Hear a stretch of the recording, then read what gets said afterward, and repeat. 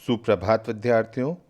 कक्षा 11 हिंदी विषय की पुस्तक आरोह आरोह पुस्तक से हम पाठ 1 नमक का दारोगा, जिसके लेखक प्रेमचंद हैं, इस कहानी का अध्ययन करेंगे।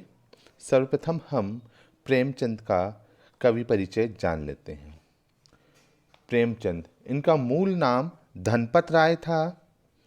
इनका जन्म सन 1880 लम्ही गांव उत्तर प्रदेश में हुआ था। इनकी प्रमुख रचनाएं सेवा सदन, प्रेम आश्रम, रंगभूमि, निर्मला, कायाकल्प, गबन, कर्मभूमि, गोदान ये इनके प्रमुख उपन्यास रहे हैं।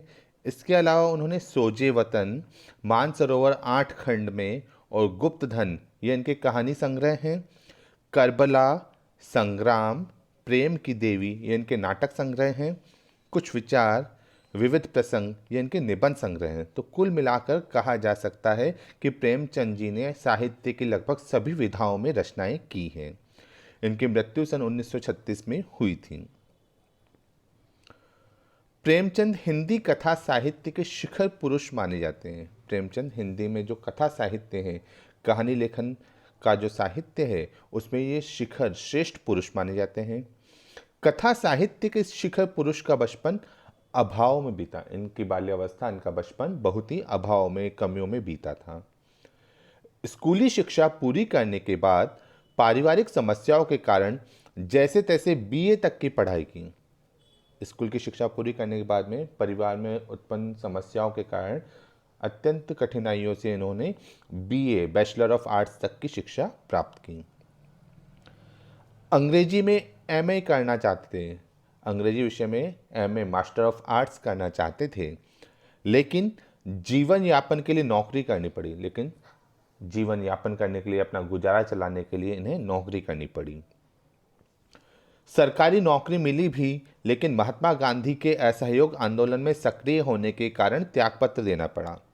इन्हें सरकारी नौकरी भी मिली थी, लेकिन महात्मा गांधी के साथ में ये असहयोग आंदोलन में स्वयं भाग ले रहे थे और उसमें भाग लेने के कारण इन्हें अपनी नौकरी से त्यागपत्र देना पड़ा। राष्ट्रीय आंदोलन से जुड़ने के बावजूद लेखन कार्य सुचारू रूप से चलता रहा। राष्ट्रीय आंदोलन उस समय था स्वतंत्रता प्राप्ति के लिए, तो उन आंदोलनों से जुड़ने के पश्चात भी इन्होंने लेखन कार्य को सुचारू लगातार चलाते रहे। पत्नी शिवरानी देवी के साथ अंग्रेजों के खिलाफ आंदोलनों में हिस्सा लेते रहे। उनकी पत्नी का नाम शिवरानी देवी। उनके साथ वे अंग्रेज सरकार के खिलाफ जो आंदोलन चलाए जा रहे थे, उन आंदोलनों में भी ये भाग लेते रहे। उनके जीवन का राजनीतिक संघर्ष उनकी रचनाओं में सामाजिक संघर्ष बनकर सामने आया।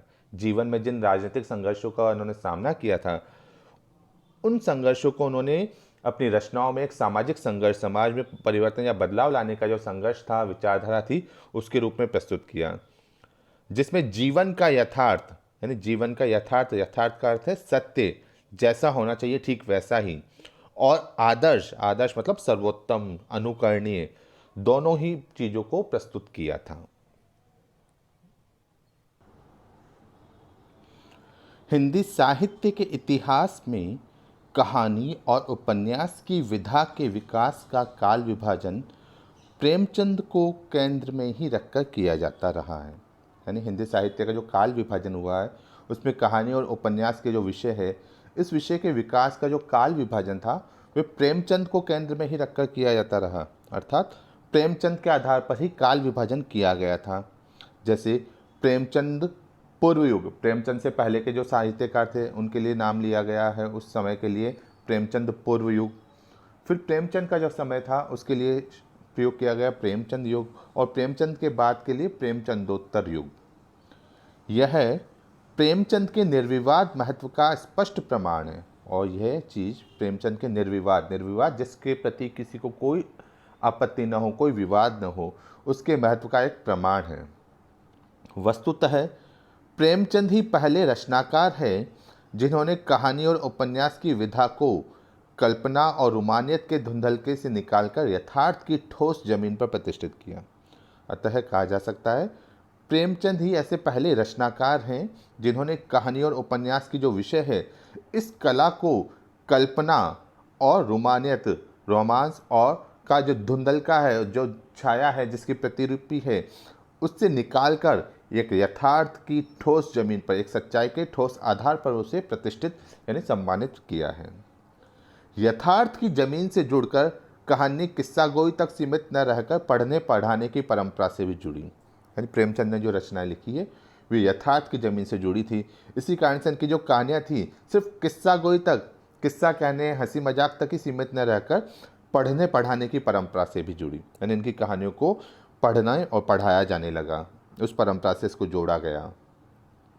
इसमें उनके हिंदुस्तानी हिंदी और उर्दू मिश्रित भाषा का विशेष रूप से योगदान रहा है।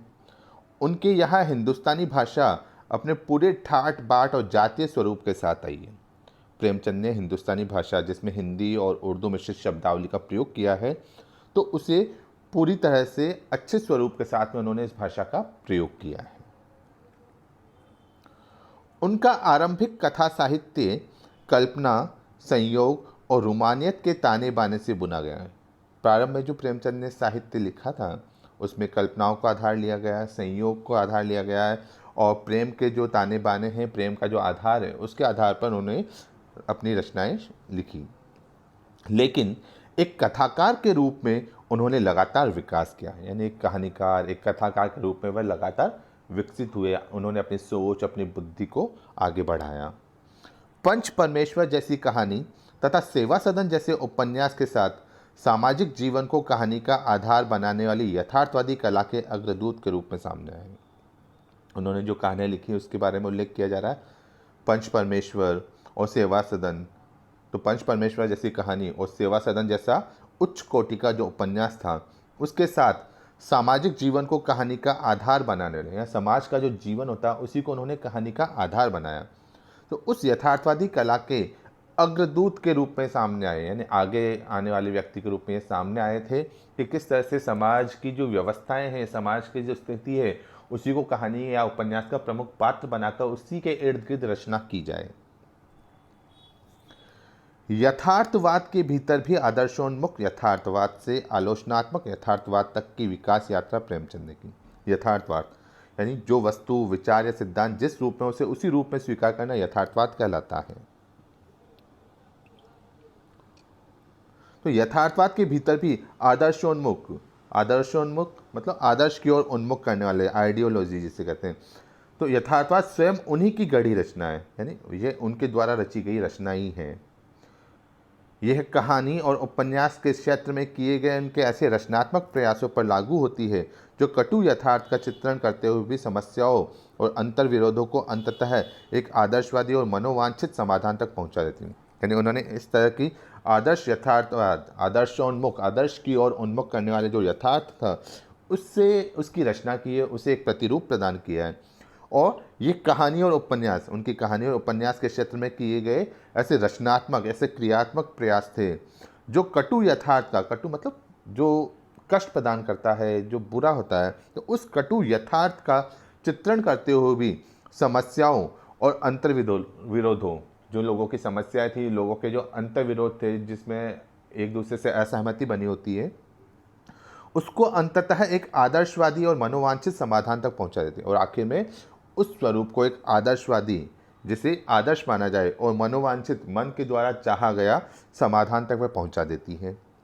सेवा सदन, प्रेमाश्रम आदि उपन्यास और पंच परमेश्वर, बड़े घर की बेटी, नमक का दारोगा आदि कहानियाँ ऐसी हैं। यानी उनका सेवा सदन और प्रेमाश्रम आदि उपन्यास, उसके अलावा पंच परमेश्वर, बड़े घर की बेटी और नमक का दारोगा आदि कहानियाँ इसी श्रेणी की है, जिसमें एक आदर्शोन्मुख यथार्थवाद को प्रस्तुत किया गया है। बाद की उनकी रचनाओं में यह आदर्शवादी प्रवृत्ति कम होती गई है और धीरे धीरे वह ऐसी स्थिति तक पहुंचते हैं जहां कठोर वास्तविकता को प्रस्तुत करने में वे किसी तरह का समझौता नहीं करते। यानी शुरुआत में तो उन्होंने जो रचनाएं लिखी थी उसमें आदर्शवादी प्रवृत्ति को प्रमुखता प्रदान की थी, लेकिन धीरे धीरे वह ऐसी स्थिति में पहुंच जाते हैं जहां जो कठोर वास्तविकता होती है उसको भी वे प्रस्तुत करने में किसी तरह का समझौता या संकोच नहीं करते थे। यानी जैसी स्थिति होती थी उसको उसी स्वरूप में प्रस्तुत करते थे। गोदान उपन्यास और पूस की रात, कफन आदि कहानियाँ इसके सुंदर उदाहरण हैं। गोदान में किस तरह से गरीब व्यक्ति द्वारा गाय का दान किया जाता है, पूस की रात और कफन ये जो कहानियाँ हैं उसमें एक गरीब व्यक्ति का चित्रण किया जाता है कि किस तरह से पूस की रात में से अपने परिवार का जो जीवन बिताना पड़ता था। उसके अलावा कफन कहानी में गरीब को किस तरह से कफन का प्रबंध करना पड़ता है, आदि कहानियाँ इसकी सुंदर उदाहरण हैं। विद्यार्थियों, पहले हमने कवि परिचय, लेखक परिचय पढ़ा था, अब हम पाठ परिचय पढ़ रहे हैं। यहाँ दी गई कहानी नमक का दारोगा, प्रथम प्रकाशन इसका 1914 ईस्वी में हुआ था। यह है प्रेमचंद की बहुचर्चित कहानी, यानी बहुत ही चर्चा में रही कहानी है, जिसे आदर्शोन्मुख यथार्थवाद के एक मुकम्मल उदाहरण के रूप में देखा जा सकता है। इस कहानी को आदर्शोन्मुख, आदर्श की ओर उन्मुख करने वाले एक यथार्थ, एक सत्य प्रस्तुत करने के लिए काम में लिया गया है। उसके एक मुकम्मल उदाहरण, एक उचित उदाहरण के रूप में देखा जा सकता है। कहानी में ही आए हुए एक मुहावरे को ले तो यह धन के ऊपर धर्म की जीत की कहानी में एक मुहावरा भी आया है, उसके आधार पर ले तो यह धन के ऊपर धर्म की जीत है, यानी धन के ऊपर धर्म की जीत है कि किस तरह से धन को ठुकरा कर मनुष्य को अपना जो नैतिक धर्म है उसका पालन करना चाहिए, उसी की जीत को यहाँ बताया गया है।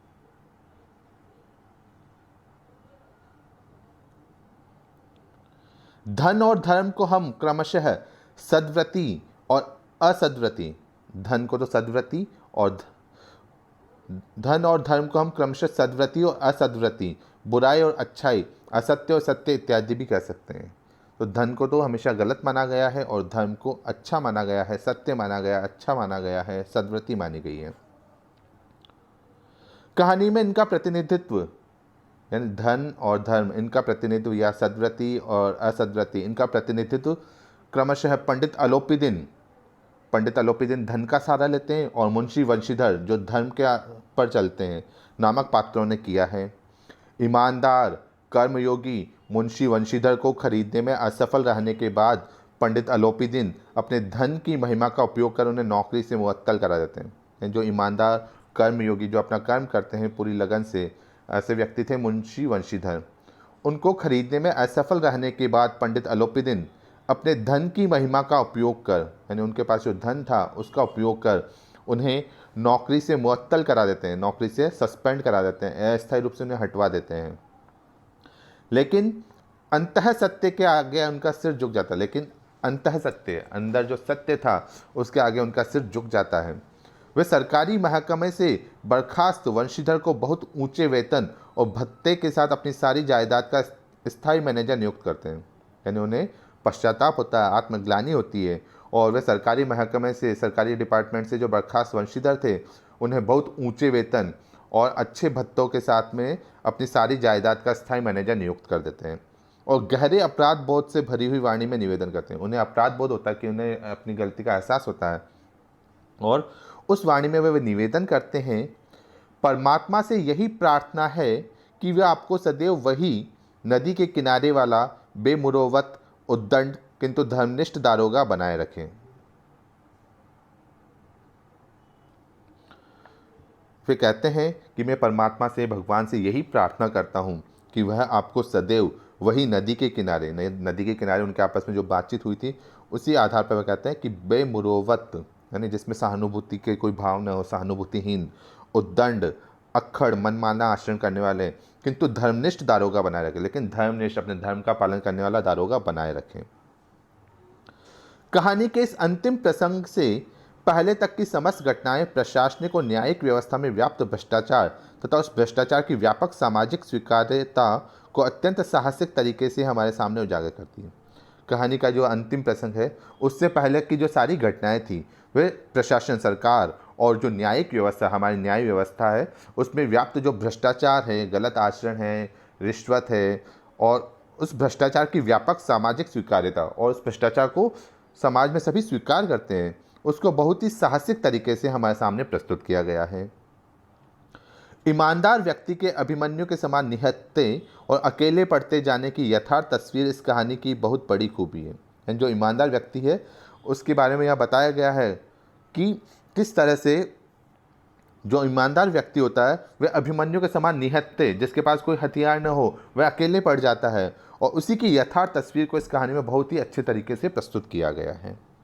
किंतु प्रेमचंद इस संदेश पर कहानी को ख़त्म नहीं करना चाहते, क्योंकि उस दौर में वे मानते थे कि ऐसा यथार्थवाद हमको निराशावादी बना देता है। तो प्रेमचंद सिर्फ यही संदेश देकर इस कहानी को समाप्त नहीं करना चाहते थे, क्योंकि वह जानते थे उस समय कि यदि हमने जो यथार्थ, जो सत्य बात है, उसको उसी रूप में प्रस्तुत किया तो वह हमें निराशावादी बना देगा।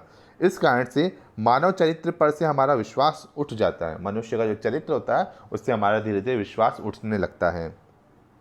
हमको चारों तरफ बुराई ही बुराई नजर आने लगती है, हमें चारों ओर बुराई ही बुराई नजर आने लगती है। उपन्यास शीर्षक निबंध से है, इसीलिए कहानी का अंत सत्य की जीत के साथ होता है। और इस कहानी का अंत सत्य की जीत के साथ होता है। तो यहाँ बताया गया है कि किस तरह से पंडित अलोपीदीन और मुंशी वंशीधर में आपस में वार्तालाप होता है, और आखिर में वंशीधर अपने जो सच्चाई है, ईमानदारी पर वह कायम रहते हैं, और उनकी ईमानदारी से प्रसन्न होकर अलोपीदीन आपको आत्मग्लानि होती है और वह उसे अपने जायदाद का स्थायी मैनेजर नियुक्त करते हैं।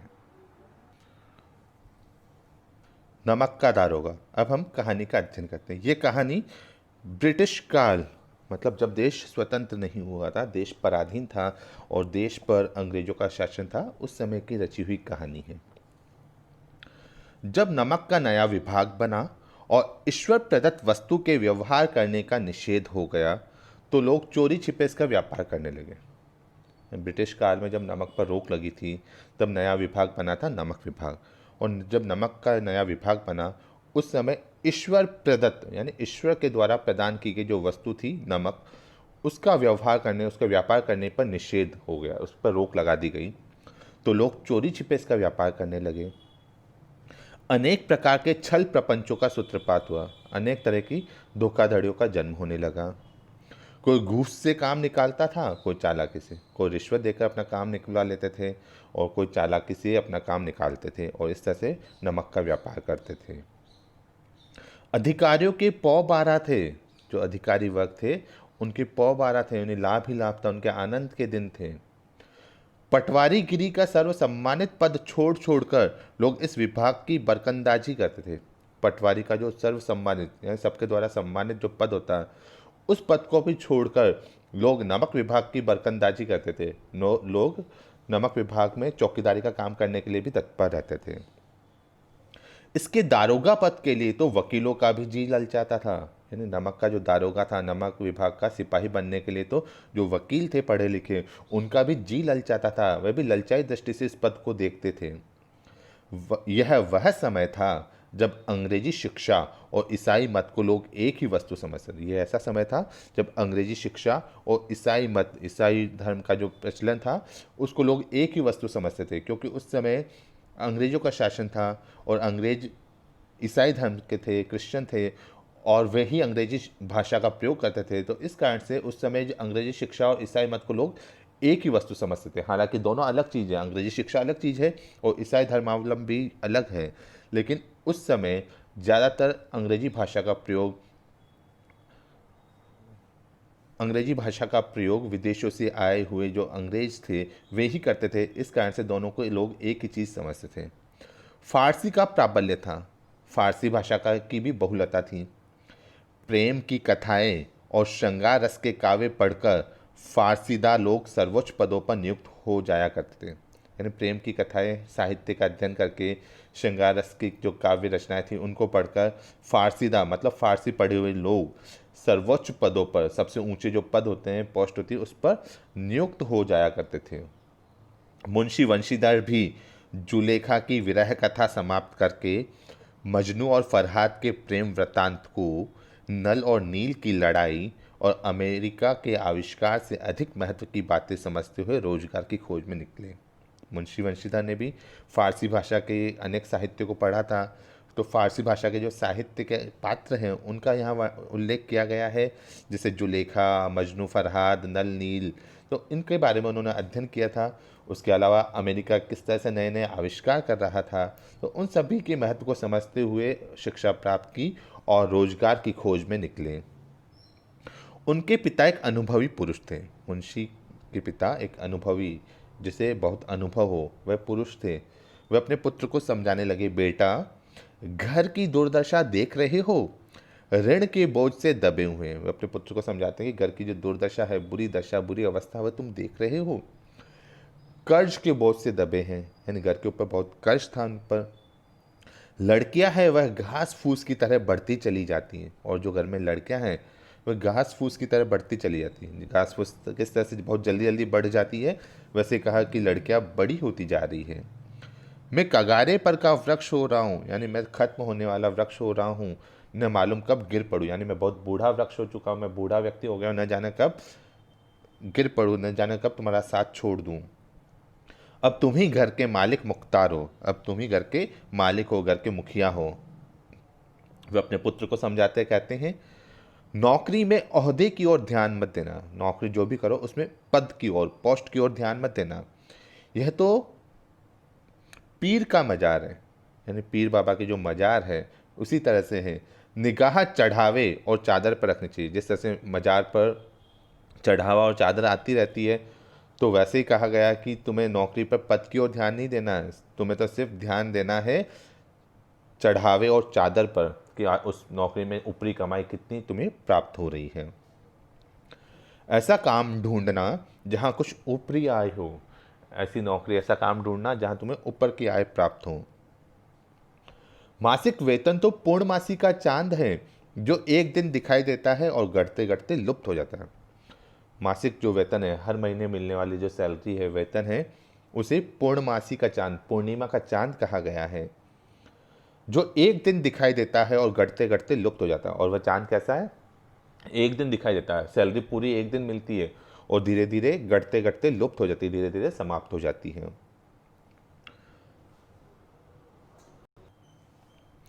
ऊपरी आय बहता हुआ स्रोत है, जिससे सदैव प्यास बुझती है। ऊपर की जो आय है वह बहता हुआ झरना है, जिससे हमेशा प्यास बुझती रहती है। वेतन मनुष्य देता है, इसी से उसमें वृद्धि नहीं होती। जो सैलरी है, वेतन है, तो मनुष्य देता है, इसी कारण से उसमें वृद्धि नहीं होती है। ऊपरी आमदनी ईश्वर देता है,